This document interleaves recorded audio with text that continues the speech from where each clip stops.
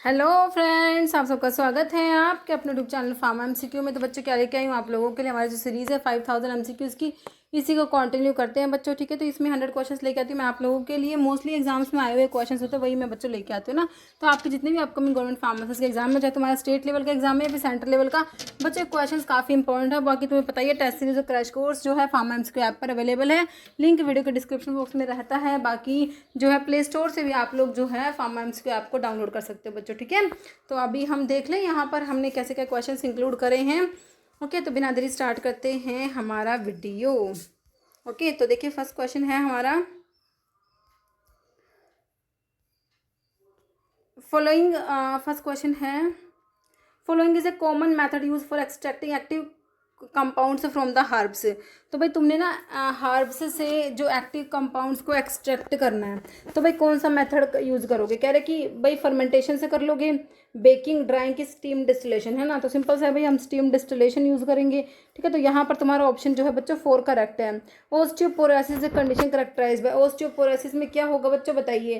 कह रहे इफेक्ट कोई भी बोन पे इफेक्ट नहीं होगा, तो गलत है भाई। बोन इफेक्ट होता है, लॉस होता है बोन का मास एंड डेंसिटी, करेक्ट है। एक्सेसिव बोन का ग्रोथ होगा या फिर तुम्हारा फ्यूजन होगा स्पाइन का। तो इसमें क्या होता है बच्चों, लॉस बोन का मास और डेंसिटी लॉस हो जाएगा, तो ऑप्शन 2 करेक्ट है। ओस्टियोपोरोसिस में क्या होता है बच्चों, बोन का मास और जो है डेंसिटी डिक्रीज हो जाता है, लीडिंग टू, जैसे हमारे बोन्स बहुत ही वीक और बहुत ही फ्रजाइल हो जाती है ना, मोर प्रोन टू फ्रैक्चर। ये weakening can happen due to loss of bone density और change in bone structure.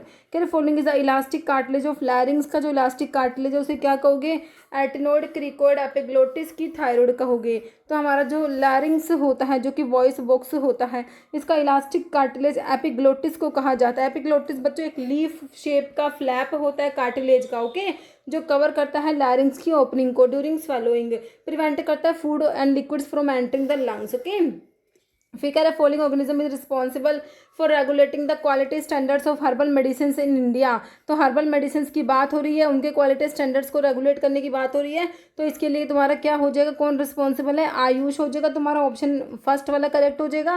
Primary function तुम्हारे डीएनए जो होता है, डीएनए हमारा जेनेटिक मटेरियल डीएनए में होता है। डीएनए का फंक्शन क्या है बच्चों, कैटलाइज करेगा बायोकेमिकल रिएक्शन, ट्रांसपोर्ट करेगा molecule within the cell, provide structure support, या स्टोर करता है बच्चों जेनेटिक इन्फॉर्मेशन को ही तो स्टोर करके रखता है हमारा डीएनए बच्चों। डीऑक्सीराइबोन्यूक्लिक एसिड होता है। Okay, following management function involve setting goals, set करते हो और डिसाइड करते हो हाउ टू अचीव दैम। तो ये प्लानिंग में होगा, है ना। प्लान करना मतलब कि हमने क्या करा, गोल्स को सेट करा और डिसाइड करते कि उनको अचीव कैसे करना है ना।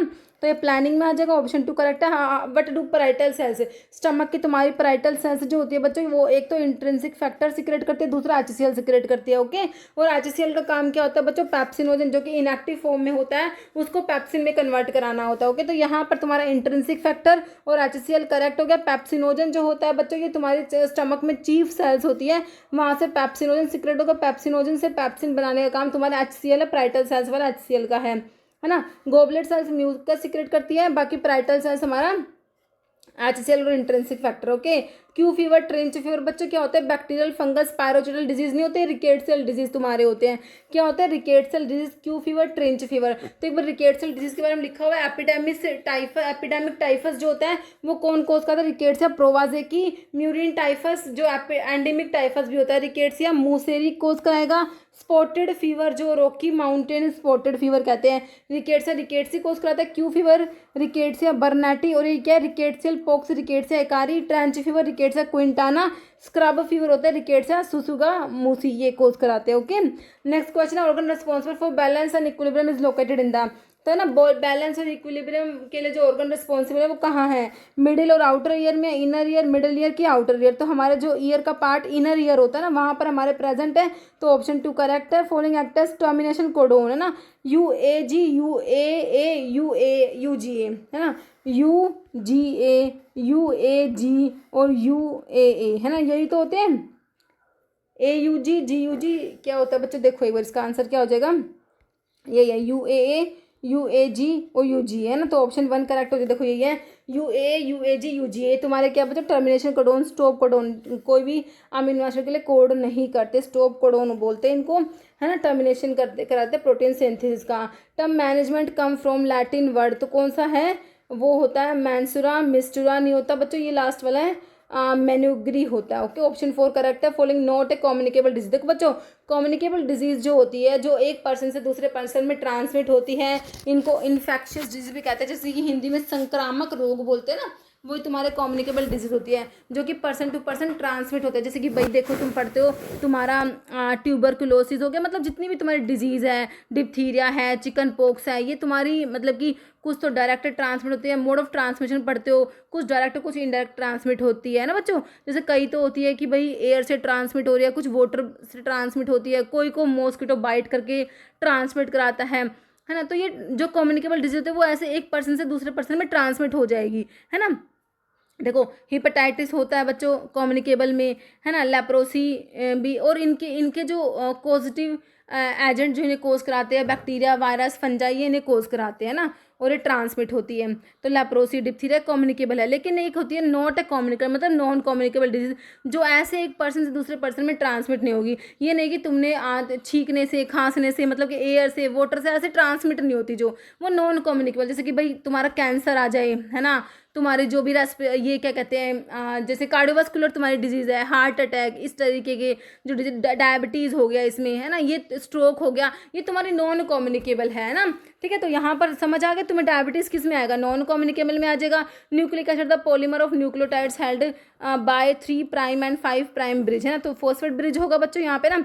देखो, जैसे कि तुम्हारे proteins are the polymer of amino acid, ऐसे ही न्यूक्लिक एसिड हमारे पॉलीमर होते हैं न्यूक्लियोटाइड्स। न्यूक्लियोटाइड से जुड़ते हैं, न्यूक्लिक एसिड बनता है, जैसे अमीनो एसिड जुड़ते हैं प्रोटीन बनता है बच्चों के।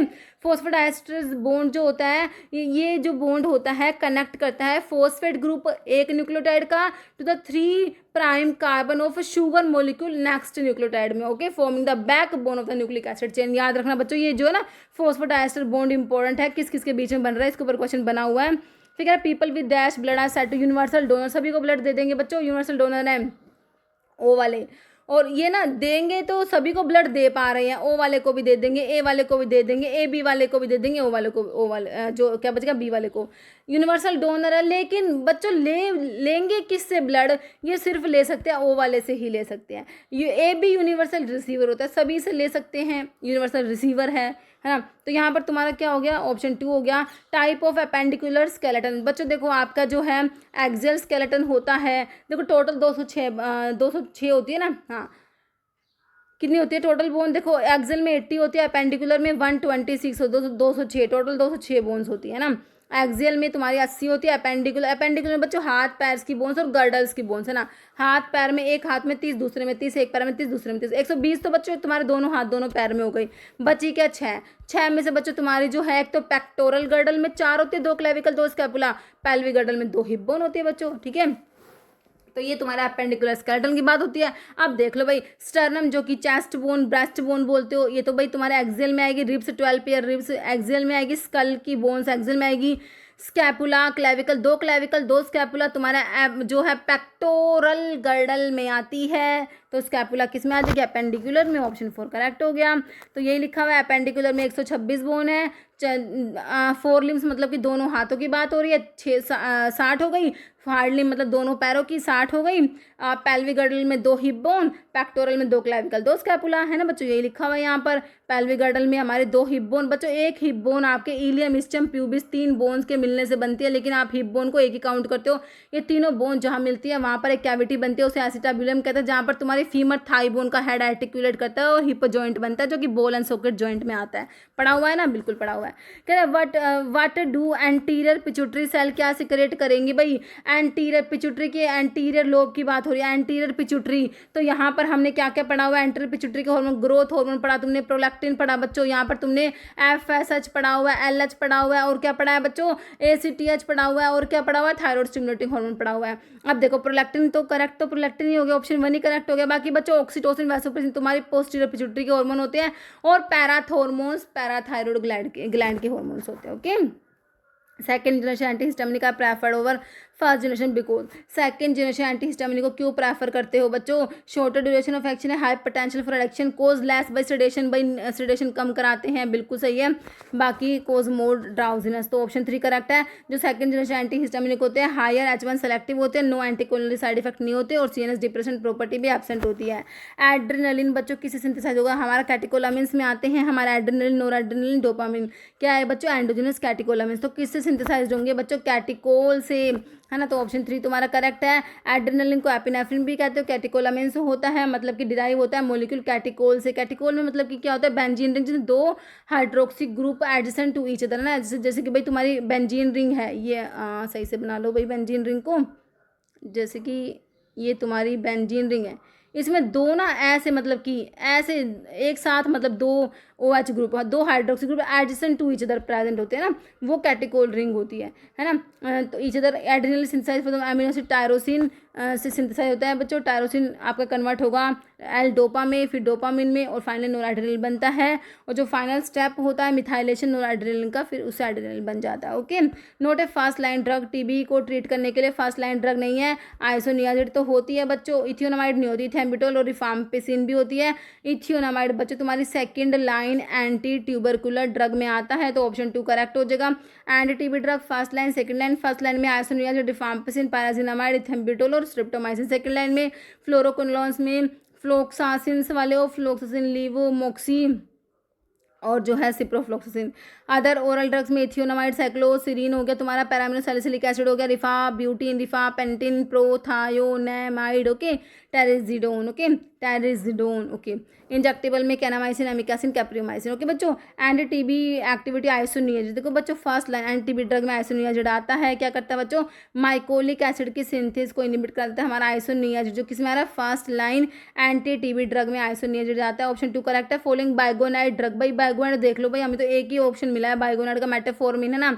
आगे पढ़ने की जरूरत ही नहीं थी वैसे तो, बाकी पढ़ लो एक बारी। Biguanide drug is involved in increase कराएगा ग्लूकोज का अपटेक और डिक्रीज करेगा ग्लूकोज का सिंथेसिस, तो भाई मेटाफॉर्मिन बाइगोनाइड्स में आता है। टोल ब्यूटामाइड बच्चों तुम्हारे सल्फोनाल्यूरियाज में आते हैं। ग्लिपिजाइड भी मिगलिटोल, ए कार्बोज, मिगलिटोल, वोगलीबायोज, क्या है बच्चों? अल्फा ग्लूकोसिडेज इनहिबिटर्स होते हैं मेरे बच्चों, ठीक है। मेटाफॉर्मिन करे what is the effect of reducing particle size.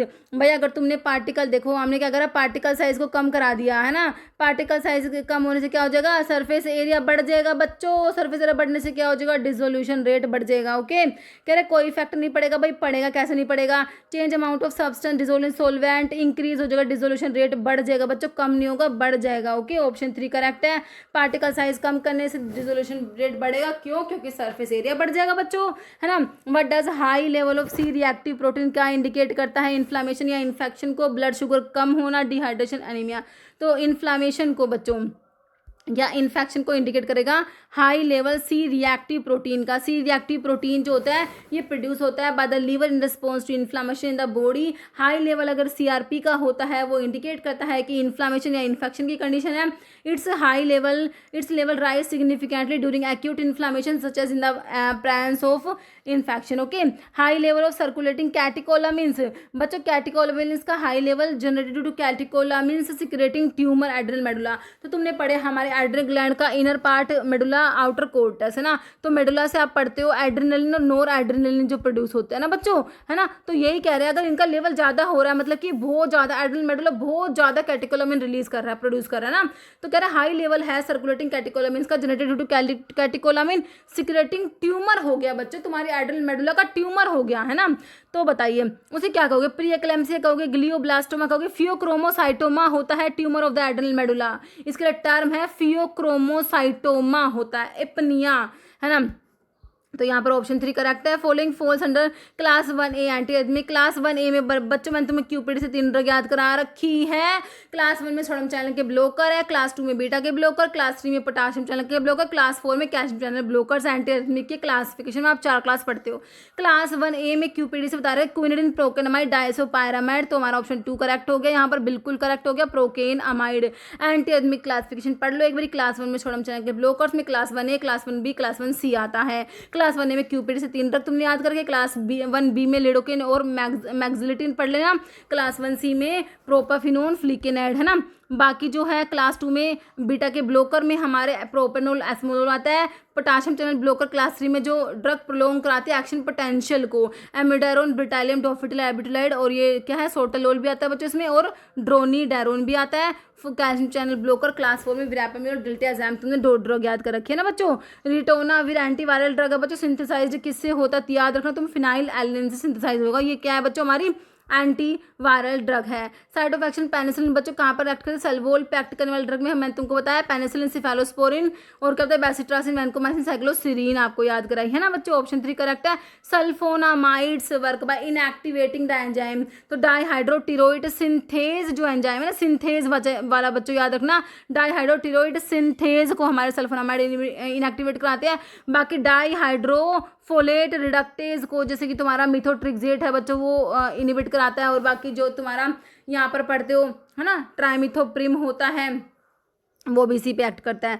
तो यहाँ पर सल्फोनामाइड किसको इनएक्टिवेट करा रहे हो, ऑप्शन 2 करेक्ट हो जाएगा। डाईहाइड्रोटिरोइड सिंथेज को कर increase size and weight of myocardium, heart के मायोकार्डियम का साइज और वेट बढ़ गया बच्चों, हम क्या कहेंगे कार्डियक हाइपरट्रोफी हो गई। क्या कहोगे तुम बच्चों, कार्डियक हाइपरट्रोफी हो गई बच्चों, है ना। बाकी डेक्स्ट्रोकार्डिया का मतलब है heart is portion of right side of chest instead of left. Okay, value of डेल्जी, डेल्जी मतलब गिव्स फ्री एनर्जी जो होता है ना बच्चों, उसका अगर वैल्यू नेगेटिव होता है थर्मोडायनामिक डैश रिएक्शन, कौन से रिएक्शंस में डेल्जी नेगेटिव होगा, जो स्पॉन्टेनियस रिएक्शंस होती है बच्चों हमने पढ़ा है, जो रिएक्शन स्पॉन्टेनियस होगी उनके लिए डेल्जी नेगेटिव होगा और जो नॉन स्पॉन्टेनियस है उनके लिए डेल्जी पॉजिटिव होगा। याद रखना है बच्चों, गिव्स फ्री एनर्जी के ऊपर रिसेंटली एग्जामिनेशन में क्वेश्चन बने हैं, है ना। तो गिव्स फ्री एनर्जी डेल्जी जो डिटरमाइन करता है रिएक्शन की स्पॉन्टेनिटी को, अगर ये नेगेटिव है तो रिएक्शन स्पॉन्टेनियस, अगर ये पॉजिटिव है तो रिएक्शन नॉन स्पॉन्टेनियस है। इसका मैंने एक अलग से वीडियो भी बना रखा है छोटा सा, गिव्स फ्री एनर्जी के ऊपर देख लेना। Role of indicator in volumetric analysis में बच्चों, इंडिकेटर का क्या रोल होता है, टाइट्रीमेट्रिक एनालिसिस तुम्हारी जो टाइट्रेशन होती है बच्चों, इंडिकेटर का क्या रोल है उसमें। इंडिकेटर कह रहे पीएच को मेंटेन करेगा, इंक्रीज करेगा सोल्युबिलिटी टाइट्रेंट की, catalyse reaction between titrant and light, या प्रोवाइड विजुअल चेंज प्रोवाइड करता है बच्चों at the end point of titration. तो हमारा ऑप्शन 4 करेक्ट है। फॉलोइंग इंडिकेटर यूज करते हो टाइट्रेशन क्लोराइड्स की सिल्वर नाइट्रेट के साथ में टाइट्रेशन। यहाँ पर इंडिकेटर बच्चों हमारा कौन सा, potassium chromate as a indicator यहाँ पर यूज होगा, ऑप्शन 1 करेक्ट है। साइक्लोहेक्साट्राइन तुम्हारा जो बेंजीन होता है मेरे बच्चों, यहाँ पर बेंजीन होता है, इसमें ऐसे ट्राइन 3 डबल बॉन्ड होते हैं ना, ऐसे ऑल्टरनेट होते हैं, है ना। साइक्लो है, साइक्लिक है ये, और इसमें 6 कार्बन है, C6H6, यही तो होता है बेंजीन का फॉर्मूला जो मतलब कि, तो ये बेंजीन होता है। तो यहाँ पर ऑप्शन 1 तुम्हारा करेक्ट हो जाएगा। इंडोल एल्कलोइड रिजर्पिन ऑब्टेन करते हो बच्चों, रिजर्पिन किससे मिलता है तुम्हें, रोवोल्फिया से, रोवोल्फिया सर्पेंटाइन एपोसाइनेसी फैमिली। तो यहाँ पर क्या रखा है बच्चों में, सर्पगंधा, क्योंकि स्नेक लाइक रूट होता है, रोवोल्फिया का स्नेक लाइक रूट है, इसमें रिजर्पिन है जो कि एंटी हाइपरटेंसिव होता है। मेडिसिनल गैस जो कि laughing gas, N2O, nitrous oxide जो होता है N2O, नाइट्रस ऑक्साइड याद रखना है बच्चों आप लोगों ने। Sterility test is prescribed for parental product to ensure, तो किसको इंश्योर करेंगे, presence of dead bacteria only, fungus living जो है बोथ लिविंग एंड डेड, या लिविंग बैक्टीरिया एंड फंगस, या लिविंग बैक्टीरिया ओनली। तो यहाँ पर हो जाएगा तुम्हारा presence of both living bacteria and fungus बच्चों, ठीक है। तो यहाँ पर ऑप्शन 3 तुम्हारा करेक्ट है। फॉलोइंग इज न्यूट्रास्यूटिकल कंपाउंड जो कि पाया जाता है टर्मरिक, हल्दी, कुरकुमा, लौंगा, टर्मरिक है ना बच्चों, इसमें क्या पाया जाता है बताना। And is known for its anti inflammatory और एंटीऑक्सीडेंट प्रॉपर्टी होती है इसकी। तो भाई कुरकुमीन है, कुरकुमा, लौंगा, टर्मरिक, हल्दी में क्या कुरकुमीन होता है बच्चों, है ना। और ये एंटीऑक्सीडेंट और एंटी इन्फ्लामेटरी भी हो जाएगा, तो हमारा कुरकुमीन है टर्मरिक, हल्दी में। Esterification involve the reaction of बच्चों, एस्टरिफिकेशन में क्या हो रहा है, तुम्हारा जो कार्बोक्सिलिक एसिड है मेरे बच्चों वो रिएक्ट करेगा तुम्हारे अल्कोहल से बच्चों, क्योंकि यहाँ पर तुम्हें एस्टर बनाना है। एस्टरिफिकेशन है मतलब एस्टर बन रहा होगा तो वाटर निकल जाएगा, RCOR बच्चों, ये तुम्हारा एस्टर का फॉर्मूला होता है। ओके, तो इसमें कार्बोक्सिलिक एसिड ने अल्कोहल से रिएक्ट करो और एस्टर बना, तुम्हारा ऑप्शन 2 करेक्ट हो जाएगा। ये लिखा हुआ है एस्टरिफिकेशन केमिकल रिएक्शन होते हैं कार्बोक्सिलिक एसिड और अल्कोहल के बीच में, और इससे क्या बनेगा, एस्टर और वाटर निकल जाता है, एस्टर वाटर की फॉर्मेशन होती है। मतलब क्या drug use for treating hyperchlorhydria को ट्रीट करना है ना। एल्यूमिनियम हाइड्रोक्साइड करोगे use, aluminium sulphate, aluminium nitrate, या तुम्हारा एल्यूमिनियम एसिटेट है। तो यहाँ पर हमारा एल्यूमिनियम हाइड्रोक्साइड जो कि तुम्हारा एंटासिड में आता है, हाइपरक्लोरहाइड्रिया हो रखा भाई, एसिड ज़्यादा है तो क्या करोगे, एंटासिड यूज़ करोगे ना, तो ऑप्शन 1 करेक्ट हो जाएगा। Following substance is not present, ORS powder में बच्चों dextrose, sodium chloride, sodium citrate तो होता है, कैल्शियम ग्लूकोनेट नहीं होता बच्चों इसमें ना, तो ऑप्शन 1 हो जाएगा तुम्हारा correct. Following indicate turbulent flow, कौन इंडिकेट करता है, high Reynold number, predictable flow pattern जो होता है स्मूथ और ऑर्डिनरी मूवमेंट, लो रेनॉल्ड नंबर। तो हमारा जो टर्बुलेंट फ्लो होता है, अगर रेनॉल्ड नंबर ज़्यादा होता है ना बच्चों, तो वो टर्बुलेंट फ्लो को इंडिकेट करता है। रेनॉल्ड नंबर आपका डायमेंशनलेस क्वांटिटी होता है, ये हेल्प करता है प्रिडिक्ट करने में फ्लो के पैटर्न को, फ्लूइड के फ्लो के पैटर्न को in different situation by measuring the ratio between the inertial and the viscous force का रेशियो होता है आपका रेनॉल्ड नंबर, है ना। अगर रेनॉल्ड नंबर कम होता है तो हमारा जो flow tend to be dominated by laminar sheet like flow. अगर रेनॉल्ड नंबर कम है बच्चों, अगर तुम्हारा लो रेनॉल्ड नंबर होगा तो तुम्हारा जो है स्मूथ और ऑर्डिनरी मूवमेंट होती है, प्रिडिक्टेबल फ्लो पैटर्न रहता है ना। तो लो पे क्या होता है, शीट लाइक फ्लो होता है, और हाई रेनॉल्ड नंबर में हमारा फ्लो टर्बुलेंट हो जाता है। तो रेनॉल्ड नंबर हाई इंडिकेट करेगा टर्बुलेंट फ्लो को, predictable flow pattern smooth ordinary movement indicate करता है लैमिनार फ्लो को, लो रेनॉल्ड नंबर इंडिकेट करेगा laminar flow. Okay, acetaminophen paracetamol को बोलते हो, यही पूछा हुआ है। सिनोनिम किसका है, पैरासीटामोल पैरामिनोफेनोल डेरिवेटिव होता है तुम्हारा, और एस्प्रिन हमारा एसिटाइल सैलिसिलिक एसिड होता है ना। पर्पस डिसइंटीग्रेंट का टैबलेट की फॉर्मुलेशन, डिसइंटीग्रेटिंग एजेंट, डिसइंटीग्रेंट क्यों ऐड करते हो बच्चों, है ना। कह रहे फ्लेवर को एनहांस करने के लिए फ्लेवरिंग एजेंट डाल दो, स्टेबिलिटी को एनहांस कराना है तुमने, शेल्फ लाइफ टैबलेट की बढ़ानी है भाई, प्रिजर्वेटिव डाल दो। ये कह रहे हेल्प करेंगे tablet break apart and dissolve in the body, ताकि हमारी टैबलेट डिसइंटीग्रेट हो भाई, टूट जाए, है ना। तो ऑप्शन 3 करेक्ट हो जाएगा। कोर्टिकोस्टेरॉइड्स कॉन्ट्राइंडिकेटेड पेशेंट्स हैविंग, तो पैप्टिक अल्सर डिजीज वाले पेशेंट्स में कोर्टिकोस्टेरॉइड्स कॉन्ट्राइंडिकेटेड होते हैं बच्चों। ऑप्शन 4 करेक्ट है। Half life in the context of drugs tablet refer to half life, T half होता है बच्चों। Time required for the drug to lose 50% इसकी पोटेंसी बच्चों। ऑप्शन 4 करेक्ट है। क्लोस्ट्रिडियम बोटुलिनम एग्जाम्पल ऑफ इस टाइप, कौन सा टाइप का बैक्टीरिया, क्लोस्ट्रिडियम बोटुलिनम। कह रहे ओब्लिगेट एरोब है, एनरोब है, कौन से टाइप का, तो भाई ये कह रहे हैं कि ओब्लिगेट होता है और ये एनरोब होता है। ओब्लिगेट एनरोब ऐसे बैक्टीरिया होते हैं that can only survive in the absence of oxygen, के एब्सेंस में ही सर्वाइव करेंगे बच्चों। अगर ऑक्सीजन मिल गई तो ये सर्वाइव नहीं कर पाते, कह रहे हैं ऑक्सीजन टॉक्सिक होती है इनके लिए, मतलब ओब्लिगेट है एनरोब्स है ओब्लिगेट कि भाई ऑक्सीजन की एब्सेंस में ही सर्वाइव करेंगे। ओब्लिगेट एरोब्स ऐसे होते हैं जिन्हें ऑक्सीजन चाहिए अपनी ग्रोथ के लिए। फैकल्टेटिव एनरोब्स होते हैं जो मतलब कि ऑक्सीजन है तो भी सही है, नहीं है तो भी सही है, ठीक है। और माइक्रो एरोफाइल्स होते हैं, लो लेवल ऑफ ऑक्सीजन उनके ऑप्टिमल ग्रोथ के रिक्वायर होती है, inhibited by high concentration of oxygen but can not survive without any oxygen. Okay, ocuserts eye preparation होती है ना, ओक्यूसर्ट्स, तो कह रहे हैं is the dosage form specifically use for, बच्चों ओरल नेजल नहीं होगा, ओक्यूलर होगा, ओक्यूलर, है ना। तो ऑप्शन 3 हो जाएगा, ओटिक वर्ड ईयर के लिए। ओके, कह रहे under which act does NPPA national pharmaceutical pricing authority operate करते टू कंट्रोल ड्रग का प्राइस को कंट्रोल करने के लिए आपके पास एनपीपीए है, नेशनल फार्मास्यूटिकल प्राइसिंग अथॉरिटी। तो कह रहे किस एक्ट के अंडर ये जो है ड्रग का प्राइस कंट्रोल करेगी, भाई pharmacy act 1948, medical termination pregnancy 1971, DPCO आ जाएगा तुम्हारा बच्चों, बाकी ड्रग एंड कॉस्मेटिक एक्ट 1940 में नहीं होगा। ऑप्शन 3 करेक्ट है। Process tablet coating is, tablet की कोटिंग क्यों करते हो भाई, टैबलेट पे कोटिंग करी जाती है ना, तो कोटिंग क्यों करते हैं, कह रहे हैं इंक्रीज करने के, टैबलेट का वेट बढ़ाने के लिए करते हो कोटिंग को, सोलिबिलिटी को इंप्रूव करने के लिए, अनप्लीजेंट टेस्ट को मास्क करने के लिए करते हैं, मेन तो ये काम होता है भाई, अनप्लीजेंट टेस्ट को मास्क करना तुमने। ओके, प्लास्टिसाइजर्स का रोल सॉफ्ट जिलेटिन कैप्सूल्स में, तो प्लास्टिसाइजर्स कैप्सूल की शेल को इलास्टिसिटी प्रोवाइड करते हैं, फ्लेक्सिबिलिटी प्रोवाइड करते हैं, इसलिए आप यूज करते हो। ऑप्शन 3 करेक्ट हो जाएगा। मेडिकल टर्मिनेशन प्रेगनेंसी एक्ट 1971 का है, इसके रूल्स 1975 में आए थे। Extend to whole of India except which of the following states, है ना। तो 1971 के एमटीपी एक्ट की बात हो रही है, तो आपका हो जाएगा जम्मू एंड कश्मीर को छोड़ के। ऑप्शन 2 करेक्ट है। Following hormone uses basis for pregnancy testing के लिए, HCG ह्यूमन कोरियन गोनाडोट्रोपिन जो होता है बच्चों, इसको हम टेस्ट करते हैं, तो ऑप्शन 3 हो जाएगा। इन pre formulation partition coefficient of a drug क्या इंडिकेट करता है, पार्टीशन कोफिशिएंट जो है ड्रग का वो इंडिकेट करेगा ड्रग का डिस्ट्रीब्यूशन बच्चों, एक्वस फेज में और लिपिड फेज में बच्चों। ऑप्शन 1 करेक्ट है। पार्टिकल कोफिशिएंट जो होता है हेल्प करता है डिटरमाइन करने में बैलेंस बिटवीन द ड्रग की solubility in water and its solubility in fat which is directly related to the ability to cross biological membrane and absorb by the body. Okay, dip tube जो aerosols में use होती है, used in container for aerosols. Dip tube किसका part है बच्चों, dip tube aerosols में होती है, पॉलीप्रोपाइलिन की बनी होती है बच्चों। एक्चुएटर प्रोपेलेंट कंटेनर की वॉल्व बच्चों, आपकी वॉल्व असेंबली में वॉल्व उसमें आएगा आपका डिप ट्यूब। ओके, एरोसोल्स हमारे प्रेशराइज्ड डोज फॉर्म होते हैं, तो ये डिप ट्यूब कह रहे हैं कन्वे करते हैं liquid from bottom of container से valve at the top. Okay, फिर कह रहा है solid dose formulation design to overcome solubility and dissolution rate problem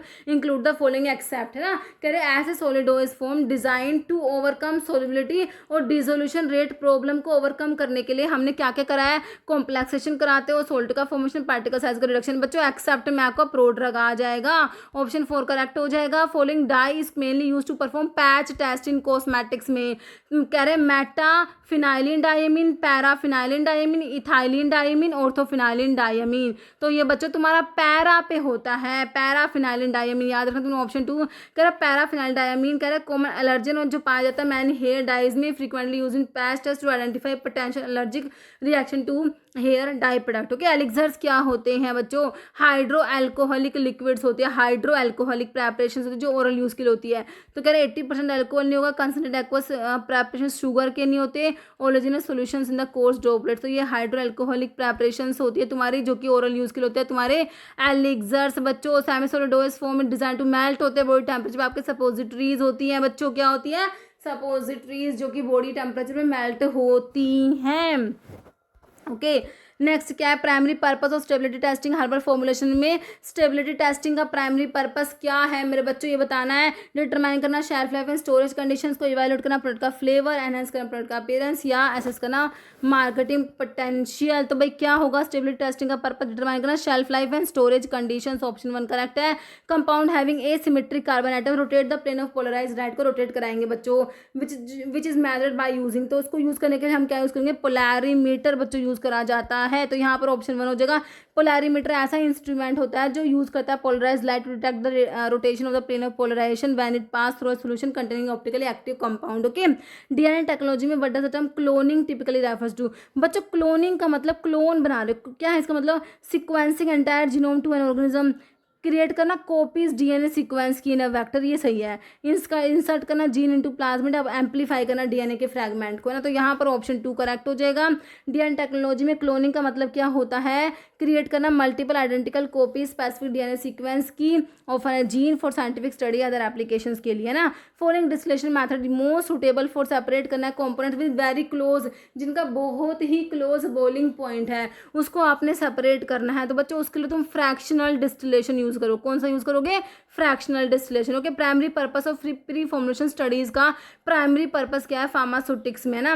तो इससे क्या करते हैं बच्चों? इवैल्यूएट करेंगे फिजिकल केमिकल प्रॉपर्टीज ड्रग की, प्रिपेयर करेंगे ड्रग को क्लिनिकल ट्रायल्स के लिए, असेस करेंगे कॉस्ट इफेक्टिवनेस ड्रग प्रोडक्ट का, या डेवलप करेंगे मार्केटिंग स्ट्रैटेजी। तो यहाँ पर ऑप्शन 1 हो जाएगा। इवैल्यूएट करते हो फिजिकल केमिकल प्रॉपर्टीज ड्रग की बच्ची। Pre formulation studies characterise the physical chemical properties of drug to develop safe effective and stable dose form. Okay, sterilisation of parental products are performed by following method except. Thermal method होते हैं बच्चों, radiation होते हैं chemical method में, जैसे gas sterilisation आते हैं, है ना, लेकिन क्रिस्टलाइजेशन नहीं होता। तो यहाँ पर तुम्हारा आंसर क्या हो जाएगा? ऑप्शन 3 हो जाएगा। Note a suitable characteristic ophthalmic preparation, stable होनी चाहिए, एफिकेशियस, स्टीराइल होनी चाहिए, हाइपोटोनिक नहीं होनी चाहिए मेरे बच्चों, आइसोटोनिक होनी चाहिए। ऑप्शन 4 करेक्ट है। Therapeutically used as radio pharmaceutical for treatment of thyroid cancer, तो भाई इसके लिए आयोडीन यूज कर लेना, आयोडीन 131, ऑप्शन 2 करेक्ट है। Standard temperature pressure use in autoclaving in sterilisation, तो बताओ भाई तुम्हें दे रखा है टेम्परेचर और प्रेशर, है ना। तो 121 डिग्री सेल्सियस के लिए 15 पाउंड पर स्क्वायर इंच है, 100 के लिए 10 है, 130 के लिए 20 या 150 के लिए 25। तो ये होता है 121 डिग्री सेल्सियस के लिए 15 पाउंड पर स्क्वायर इंच होता है। ये देखो आपसे लिखा हुआ है holding temperature, minimum holding time in minute, और बाकी जो है प्रेशर बताया हुआ। ओके बच्चों, तो आपका 115 से 118 डिग्री सेल्सियस के लिए 30 मिनट है, और 121 से 124 के लिए 15 मिनट्स, 126 से 129 के लिए 10 मिनट्स, 138 डिग्री के लिए 5 मिनट, और प्रेशर देखोगे 115 वाले के लिए 10 पाउंड पर स्क्वायर इंच होता है, और 121 वाले के लिए 15 पाउंड पर स्क्वायर इंच होता है। Okay, main purpose of conducting stability testing on pharmaceuticals, पर स्टेबिलिटी टेस्टिंग को कंडक्ट करने का मेन पर्पस क्या है भाई? इंश्योर करना ड्रग मेंटेन करती है, इसकी safety, efficacy and quality over time, बिल्कुल सही है। बाकी कलर, टेस्ट, वेट नहीं होगा बच्चों, ऑप्शन 1 ही करेक्ट है। ओके, कह रहे type of drug utilisation review DUR, where review of drug therapy is done after patient has receive, मतलब आफ्टर, प्रो मतलब पहले, ये आफ्टर है तो रिट्रोस्पेक्टिव ड्रग यूटिलाइजेशन रिव्यू हो जाएगा बच्चों। DUR देखो प्रोस्पेक्टिव में कह रहे हैं कि डिस्पेंस करने से पहले इवेल्युएट करना patients planned drug therapy before dispensing. Concurrent का मतलब monitor on going drug therapy during treatment process. Retrospective मतलब review past drug therapy after patient has receive the medication. Okay, stability testing essential क्यों है बच्चों? Enhance करने के लिए, stability confirm कर ले, absence of viable microbes improve करेगी टेस्ट या इंश्योर करेगी ड्रग की एफिकेसी। तो भाई जो वायबल माइक्रो ऑर्गेनिज्म की एब्सेंस को कंफर्म करने के लिए ऑप्शन 2 करेक्ट है। कह रहे 4 पे मिथाइल और पायरिडीन रिंग जो है ये अंडरगो ऑक्सीडेशन होता है इसका, उससे क्या बनेगा? Which on addition of hydrazine add होगा, तो आपका क्या बनेगा? आइसोनियाजिड बनेगा, आइसोनिकोटिनिक एसिड हाइड्राजाइड। तो देखो आइसोनियाजिड क्या होता है? आइसोनिकोटिनिक एसिड, इसमें हाइड्राजीन, तो ये इसके लिए हाइड्राजाइड, तो यहाँ पर क्या बनेगा? आइसोनिकोटिनिक एसिड बनेगा मेरे बच्चों, उस पर हाइड्राजीन एक्ट करेगा, तुम्हारा ये आइसोनियाजिड बन जाएगा। तो ऑप्शन आपका 1 करेक्ट हो जाएगा। कह रहे 4 मिथाइल पायरिडीन जो होता है, पायरिडीन रिंग है जिसके 4th नंबर पे हमने मिथाइल ग्रुप को अटैच कर रखा है। इसका जब ऑक्सीडेशन होता है, oxidation to 4 pyridine carboxylic acid, methyl group oxidise जो कार्बोक्सिलिक एसिड ग्रुप में फॉर्मिंग 4 पायरिडीन कार्बोक्सिलिक, जो आप ना आइसोनिकोटिनिक एसिड भी बोलते हो। ओके, फिर हाइड्रोजन से रिएक्शन होगी इसकी और आइसोनियाजिड बन जाएगा। Aim of integrated medication management का एम क्या है, क्या उद्देश्य है? प्रोवाइड करना ट्रेन टू स्टाफ मेंबर्स को about the protocol of new treatment, bringing together several element of clinical pharmacy service that have been shown to be effective in dealing with medicine management problem, manufacture medication और decreasing medicine cost. तो integrated medicine management का aim होता है क्या करना? Bringing together several elements clinical pharmacy की service के that have been shown to be effective in dealing with medicine management problem है। तो ऑप्शन 3 करेक्ट है।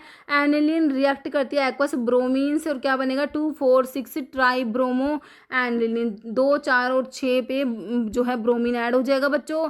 कह रहे following T cell capable of recognise करती है, किल करती है इन्फेक्टेड या एबनॉर्मल सेल्स को, तो ये आपके साइटोटॉक्सिक टी सेल्स होती है बच्चों। ऑप्शन 4 करेक्ट है। Common acquired cause cell injury के बच्चों एजिंग, हाइपोक्सिया फिजिकल एजेंट्स होते हैं, लेकिन सेल डिवीजन तो सेल इंजरी का जो है कोज नहीं है।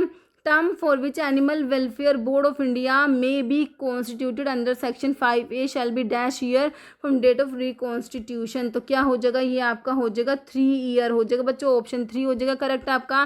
Term for which Animal Welfare Board of India may be reconstituted under section 5A shall be 3 year from date of reconstitution, board is reconstitute from time to time on the expiration of every 3 year. Okay, typical sign of physical incompatibility in animals formulation is, तो क्या है? Discolouration होता है liquid का, gas formation, increase in temperature, या layer separation, या तुम्हारा creaming हो जाएगा बच्चों। Option 4 expression that correlate the degree of dissociation of an electrolyte in dilution, तो ये तुम्हारा क्या है बच्चों? हेनरीज लॉ, बोल्स लॉ नहीं होगा, हमारा ओसवाल्ड्स लॉ होगा, बाकी रोल्स लॉ भी नहीं होता। ये ओसवाल्ड डाइल्यूशन लॉ होता है, डिस्क्राइब करता है relationship between the degree of dissociation and dissociation constant and concentration of weak electrolytes. ये क्या कहता है बच्चों?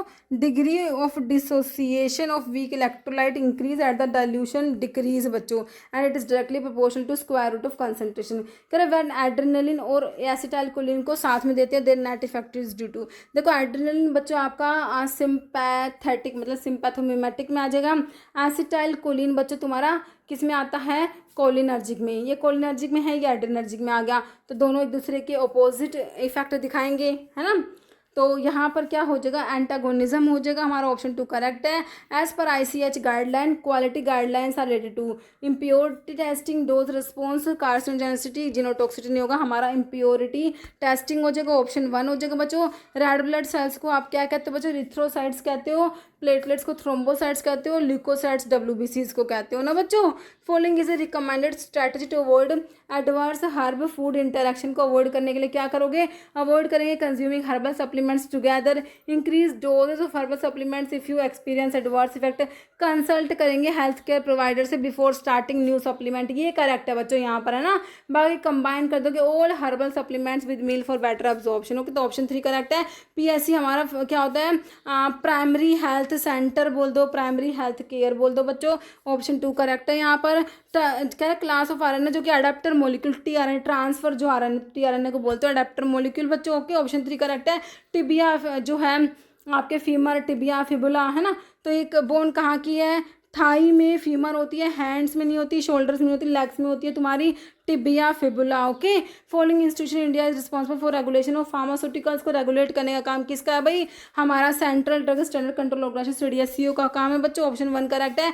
एंजाइम्स क्या होते हैं? Enzymes are protein in nature. तो प्रोटीन सब बच्चों अमीनो एसिड से मिलकर बने होते हैं। ऑप्शन 4 करेक्ट है। ड्रग नाइलिडिक्सिक एसिड, तो बच्चों एंटी एमिटिक नहीं होता, analgesic, anti pyretic, anti histaminic नहीं, एंटी बैक्टीरियल हो जाएगा तुम्हारा। ऑप्शन 4 हो जाएगा।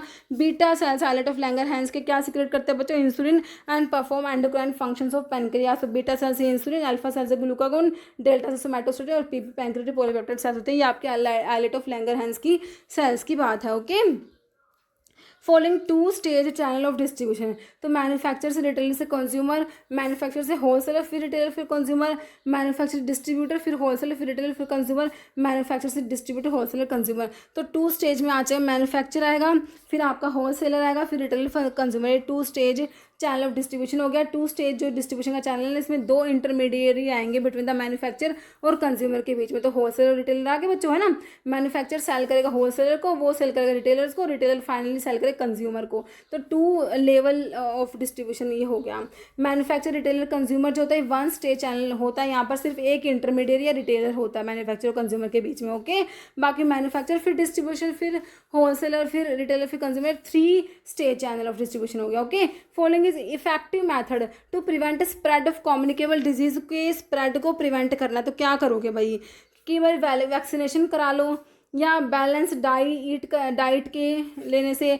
तो ये तो तुम्हारे जो नॉन कम्युनिकेबल डिजीज़ होती है ना, वो तो उनके लिए ये होता है कि भाई बैलेंस डाइट लेनी चाहिए, रेगुलर एक्सरसाइज, एडिक्वेट रेस्ट। ये किस में? तुम्हारे जो नॉन कम्युनिकेबल डिजीज़ होती है ना, वहाँ पर काम करेगा। यहाँ पर ये वैक्सीनेशन करेक्ट हो जाएगा। ऑप्शन 1 तुम्हारा। Vaccine work by exposing the body to weak या inactive form of pathogen allow the immune system to develop antibodies against it, so that if person is expose to actual disease their body is prepare to fight it of.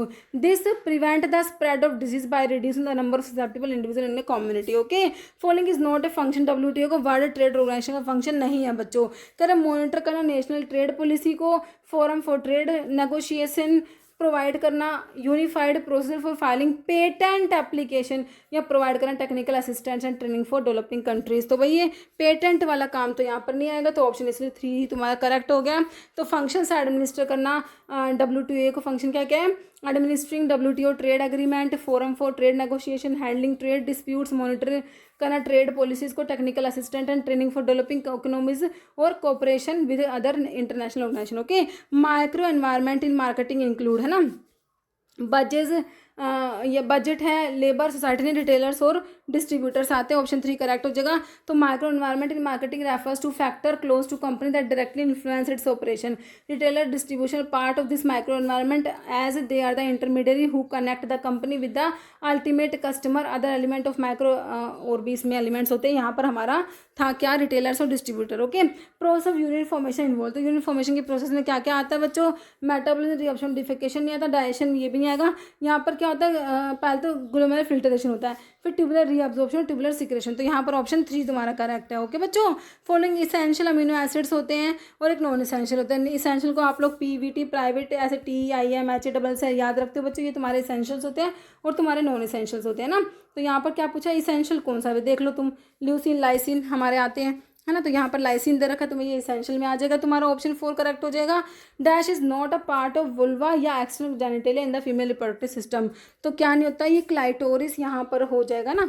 तो यहाँ पर option ovary correct होगा। Okay, और यहाँ पर जो option 3 हो जाएगा तुम्हारा, ovary is not a part of vulva या एक्सटर्नल जेनिटलिया। ओके, तो ऑप्शन 3 करेक्ट हो जाएगा बच्चों। यहाँ पर turmeric is the dried rhizome of which plant. Turmeric बच्चों हमारा हल्दी, कुरकुमा, लौंगा है ना। तो turmeric is the dried rhizome of Curcuma, longa हो जाएगा बच्चों। यहाँ पर ऑप्शन 1 तुम्हारा करेक्ट है। Common name 5 amino salicylic acid, तो इसे मीसालामीन या बोलेंगे। ऑप्शन 1 करेक्ट है। ठीक है, यहाँ पर जो 5 अमीनो सैलिसिलिक एसिड को मीसालामीन या मीसालाजिन कहते हैं। Common medication use to treat inflammatory bowel disease जैसे अल्सरेटिव कोलाइटिस और क्रोन डिजीज को ट्रीट करने के लिए यूज़ करते हैं ना। देखो सल्फासालाजिन होता है, इसका एज रिडक्शन होता है और जब बनता है 5 अमीनो सैलिसिलिक एसिड सल्फापायरिडिन बनता है। Okay, condition characterized by presence of excess protein in the urine, proteinuria, excess protein in the urine, proteinuria है ना। बाकी हाइपरकैलेमिया पोटाशियम ज़्यादा हो जाता है जब, है ना, हाइपोग्लाइसीमिया में ग्लूकोज कम हो गया, हिमैट्यूरिया मतलब कि blood in the urine. Okay, कह रहे following example of केस्ड tricyclic amines में याद रखेंगे क्या, एमेंटेडिन आता है। बाकी तुम्हारे देखो सारे एंटीवायरल ड्रग दे रखी है, जिसमें से एमेंटेडिन क्या है, केस्ड ट्राइसाइक्लिक अमीन होता है, एमेंटेडिन। ओके बच्चों, तो ऑप्शन 3 करेक्ट है।